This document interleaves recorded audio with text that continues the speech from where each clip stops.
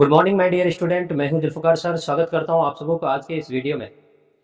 मेरे प्यारे विद्यार्थियों, प्रीवियस क्लास में हम लोग जो देखे थे अपने बिहार के बारे में अध्ययन कर रहे थे और बिहार में मतलब ये चीज़ देखे थे कि बिहार में कितने प्रकार की खनिजें पाई जाती है, कौन सी खनिज किस जिले में पाई जाती है, बिहार में कितने प्रकार की मिट्टियाँ पाई जाती है, बिहार में कितने तरीके से किस तरीके से यहाँ पे बारिशें होती है, ये सब के बारे में हम लोग अध्ययन कर चुके थे।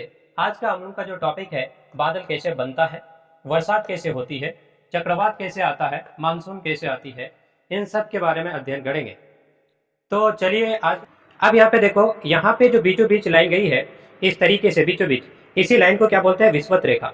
और ये क्या करता है, पृथ्वी यानी सूरज के ओर क्या करता है, ये चक्कर काटते रहता है। ये देखो पृथ्वी जो है किस तरीके से मूव करता है, सीधा सीधा ऐसे नहीं बल्कि ऐसे, वो झुका हुआ है।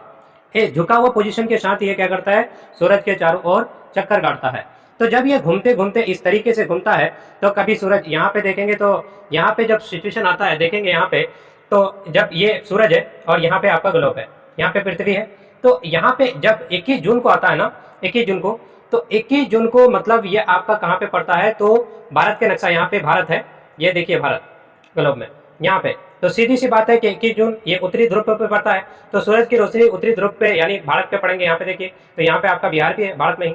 तो यहाँ पे उस समय क्या हो जाता है, कड़ाके की गर्मी होती है। हालांकि विषुवत रेखा पर कब आती है सूरज की प्रकाश, तो विषुवत रेखा पर ये 23 सितंबर को आती है। यहाँ पे देख रहे हैं विषुवत रेखा बीचों बीच यहाँ पे आकर के गिरती है। तो जब यहाँ पे आकर के विषुवत रेखा पे गिरती है तो यहीं से गर्मी का आसार शुरू हो जाता है और ये होते होते होते होते पिकअप पे होता है, तो 21 जून को आता है। अब यही घूमते घूमते ऐसे करके घूमते घूमते यहाँ पे आया। अब देखो यहाँ पे, अब तो सूरज यहाँ पे उत्तरी पोजीशन पे आपका भारत है, अब यहाँ पे इधर ये दक्षिणी गोलार्ध हो गया। तो यहाँ दक्षिणी गोलार्ध पे उस समय कड़ाके की गर्मी होती है क्योंकि सूरज यहाँ पे पिकअप पे होती है। तो 22 दिसंबर में सबसे ज्यादा यहाँ पे हम लोग के भारत में क्या होती है, ठंडी होती है। और सबसे ज्यादा गर्मी 21 जून को होती है क्योंकि ये चक्कर काटने के क्रम में यहाँ पे उत्तरी गोलार्ध में होता है, तो उत्तरी गोलार्ध में भारत है, तो इसी वजह से कड़ाके की गर्मी होती है। और यहाँ पे 22 दिसंबर में आते आते हम लोग उधर शिफ्ट हो जाते हैं, जिसकी वजह से सूरज की प्रकाश उधर नहीं जाती है। और बीचों बीच देखा जाए तो 23 सितंबर में यहाँ पे विषुवत रेखा पर आती है। अब चलिए देखते हैं, थोड़ा सा इसको समझने का प्रयास करते हैं कि यहाँ पे बादल कैसे बनता है। ये तो अभी समझे आप किस समय मतलब ज्यादा बड़ा दिन होता है, कब छोटा दिन होता है, कब गर्मी होती है और कब यहाँ पे ठंडी होती है, और विषुवत रेखा पर कब आती है। 21 सितंबर बोलेंगे, मार्च के महीने में, सॉरी ये मार्च के महीने में जो है विषुवत रेखा पर आती है। और यहीं से धीरे धीरे मार्च से जून तक हम लोग के यहाँ कड़ाके की क्या होती है, कड़ाके की यहाँ पे 23 सितंबर तक यहाँ पे आना जाना करता है, विषुवत रेखा पर आते हैं। लेकिन हमारे भारत के यहाँ पे विषुवत रेखा पर कब आती है, तो बोलेंगे ये आती है आपका मार्च के महीने में, मार्च के महीने में। तो अब चलिए देखते हैं, अब सूरज के प्रकाश जब यानी कर्क रेखा, और हमारे भारत के अंदर कर्क रेखा से गुजरती है, झारखंड से होकर के गुजरती है ये कर्क रेखा। तो अगर यहाँ पे देखा जाए, कर्क रेखा पर जब सूरज के प्रकाश सीधी गिरती है तो सीधी सी बात है कि वहां पे गर्मी ज्यादा होगी, और जहां पे ज्यादा गर्मी होती है वहां पे टेम्परेचर हाई होते हैं, और जहां पे टेम्परेचर हाई होते हैं तो वहां की हवाएं जो होती है वो क्या हो जाती है, हल्की हो जाती है, गर्म होकर के वो हल्की हो जाती है। और आसपास के एरिया में हवा ठंडी होती है, तो उस कंडीशन में वो क्या करता है कि ठंडी हवा हाई प्रेशर वाला लो प्रेशर की तरफ मूव करेंगे। तो सीधी सी बात है कि लो प्रेशर की तरफ जब ये आते हैं और ये हवाएं ऊपर जाती है, तो ये कुछ अंशों को लेकर के ऊपर चले जाते हैं, धीरे धीरे ऊपर जाता है, और ये वाष्पीकरण के द्वारा आगे चल करके वाष्पीकरण होता है, और ये धुलकणों में जाकर के सटता है, ये पानी के बूंद है। और बोला जाता है कि 10 लाख पानी का बूंद मिलकर के 10 लाख मॉइस्चर जो जाता है वो भाप के रूप में, वो 10 लाख मिलकर के एक पानी का बूंद बनाता है। देखिए इधर तो यहाँ पे समुद्र के ऊपर बादल बन के तैयार है। अब यहाँ पे देखते हैं तो इधर आपका पृथ्वी है, यहाँ पे आपका पहाड़ है, यहाँ पे इस पृथ्वी पर पेड़ पौधा लगा हुआ है। अब यहाँ पे बादल समुद्र के ऊपर भी बन के तैयार है, और यहाँ पे आपका इस पानी के जरिए से यहाँ पे बादल है, यहाँ पे पेड़ पौधा जो है पेड़ पौधे के पत्ते क्या करते हैं, वाष्पन की क्रिया करते हैं, इससे भी पानी भाप बनकर के ऊपर जाते हैं, बादल बनाते हैं। अब यहाँ पे होगा क्या, तो ये धीरे धीरे क्या करेगा कि मतलब इधर जो है लो प्रेशर क्रिएट होगा, क्योंकि यहाँ पे मतलब कोई चीज नहीं है, टेम्परेचर हाई है। जहाँ पे टेम्परेचर हाई होगा तो वहां पे प्रेशर क्या होंगे, लो होंगे, तो इधर प्रेशर जाता है, तो ये प्रेशर जो है हवा के साथ जब हवाएं तेज चलती है तो उस कंडीशन में इसको उड़ा करके लेके जाते हैं। सीधी सी बात है, प्रेशर ज्यादा है तो लो प्रेशर की तरफ जाएंगे, हाई प्रेशर से लो प्रेशर की तरफ जा रहे थे तो ये हवाएं इसको धक्का मार के लेके जा रही है। यहाँ पे ऑलरेडी बादल था यहाँ पे, और इधर से बादल जा रहा है, तो उस कंडीशन में बादल एक दूसरे टकराता है। आप जानते हैं एक चीज नाम सुने होंगे, कभी कभी मूवी वगैरह बनाता है तो मूवी वगैरह के दौरान यहाँ पे बारिश करवाती है आर्टिफिशियल, वहां पे एजी सिल्वर आयोडाइड क्या क्या करते हैं, सिल्वर आयोडाइड का बमबारी करते हैं और बमबारी करके बारिश बरसाते हैं। कैसे? तो ये सिल्वर आयोडाइड क्या करता है, ये जब ये बमबारी किया जाता है तो जितने भी बादल आसपास के हैं सबको बुला लेते हैं, और जो ही एक दूसरे मतलब सबको बुलाते हैं तो एक दूसरे से आकर के मिलते हैं, जो ही बादल एक दूसरे बादल से मिलते हैं या टकरते हैं तो उस कंडीशन में बारिश होती है। इसी वजह से सिल्वर आयोडाइड क्या करता है, तो सब बादल को बुलाता है, इकट्ठा करता है और बारिश बरसाते हैं। इसी तरीके से यहाँ पे देखते हैं तो यहाँ पे बादल हवा के झोंके उसको उड़ा करके लेके आए और उस कंडीशन में इधर आकर के एक दूसरे टकरा गए, बारिश होना शुरू हो गया। तो ऐसे होते हैं आपका बारिश।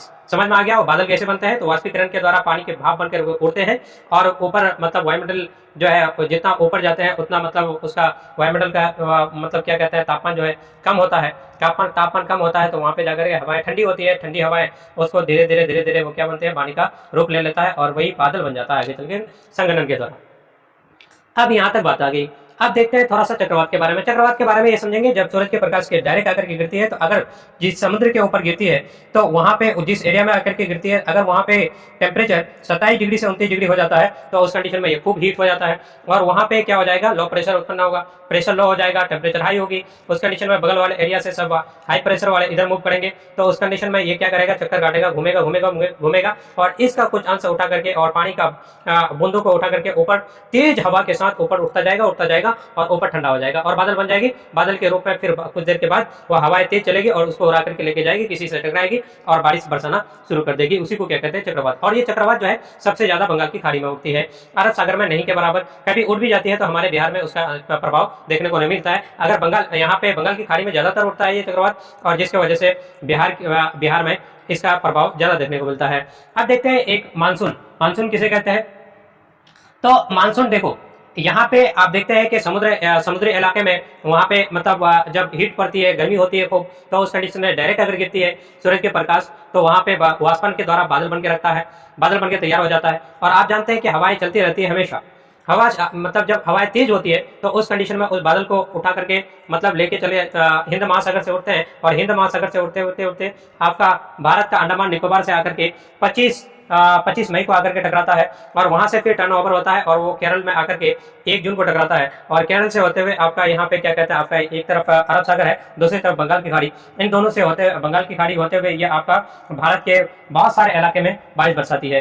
तो बिहार के अंदर ये मानसून कब मूव करता है, तो बोलेंगे बिहार के अंदर ये मानसून जो मूव करता है ये आपका हो जाता है 15 जून को बिहार के अंदर एंट्री करता है ये आपका मानसून। ये मेन फंडा यही है कि जब यहाँ पे बादल आती है, हवाएं तेज चलती है तो बादल को उड़ा करके जाते हैं और जहाँ पे पेड़ पौधे होते हैं, पेड़ पौधा भी वाष्पन के द्वारा बादल बनाते हैं और बादल बनाते हैं। तो यहाँ पे ऑलरेडी बादल था, इधर से बादल उड़ा करके लेके आया, बहुत सारा बादल आकर के एक दूसरे से यहाँ पे पेड़ के सामने टकरा गया। तो जहाँ पे टकरा जाता है तो वहीं पे, क्योंकि ये पेड़ पौधा अपने सामने बादल बना करके रखा था, उधर से आकर के हवाएं तेज आ रही तो उधर से आकर के इसको लेकर के टकरा दिए तो सीधी सी बात है कि इसके सामने बारिश होना तय है। आप बोलेंगे इस अंश पे तो कुछ है ही नहीं, तो यहाँ पे नहीं है, तो यहाँ से टकरा करके जा रहे हैं ना, तो कुछ ना कुछ अंश मतलब अगर उड़ते हुए जाएगा, बादल टकराते हुए जाएगी तो कुछ ना कुछ अंश बारिश का यहाँ पे भी बरसेगा। अगर मान के चलो कि ये भी हवाएं तेज चली तो ये आगे निकल गए और ये पीछे से आ रही है, ये भी पीछे से आ रही है, तो कोई एक दूसरे से टकराया नहीं है। जब बादल एक दूसरे से टकराता नहीं है तो बारिश नहीं होती है, तो बादल उड़ करके जा रहा है, तो उस कंडीशन में यहाँ पे आपका हिमालय पर्वत है, मान के चलो कोई पहाड़ है, तो जब पहाड़ है तो ऊंची पहाड़ है, तो अब इस कंडीशन में ये वाला पहाड़ यहाँ से बादल आकर के इससे टकराया, फिर पीछे वाला आकर के टकरा रहा है, फिर इससे पीछे वाला आकर के टकरा रहा है, तो जब पर्वत से आकर के टकराती है तो बहुत सारे बादल आकर के टकराते हैं, तो उस कंडीशन में यहाँ पे मूसलाधार बारिश होती है।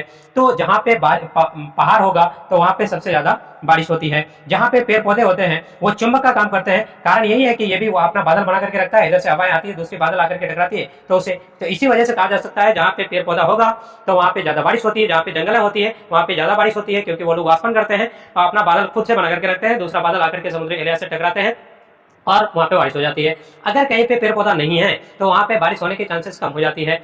अब जहाँ पे पहाड़ है, ऊंची पहाड़ है, वहां पे भी जाकर के बादल टकराती है तो वहां पे भी बारिश होने की आशंका या बारिश होती है। जहाँ पे ऊपर ऊंची पर्वत होती है तो वहां पे भी बादल आकर के टकराते हैं तो वहां पे बारिश होती है। तो ये था आपका बरसात, यानी बादल कैसे बनता है और बादल कैसे बनता है, बरसात कैसे होती है, चक्रवात कैसे आता है, मानसून कैसे आती है। तो ये सारा चीज हम लोग डिस्कशन किए। ये सारा चीज सूरज की वजह से बादल तैरता कैसे है, तो बोलेंगे ये आपका कम घनत्व के कारण। बादल मतलब ये पानी ऊपर कैसे जाता है, तो वाष्पीकरण के द्वारा। यहाँ पे बनता कैसे है बादल, तो बोलेंगे संघनन प्रोसेस के द्वारा। पेड़ पौधा जो है बादल कैसे बनाता है, तो बोलेंगे पेड़ पौधा वाष्पन की क्रिया के कारण यहाँ से पानी ऊपर भाप बनकर उड़ता है और ऊपर ठंडा हवा के साथ मिलकर के वो क्या करते हैं, तब बोलेंगे बादल बनाते हैं। आप एक चीज याद रखेंगे कि 10 लाख बूंद मिलकर के एक पानी का बूंद बनाता है, और यहाँ पे एक बादल का वेट अगर देखा है तो 10 हाथी के वजन के बराबर होता है। तो बस आज के लिए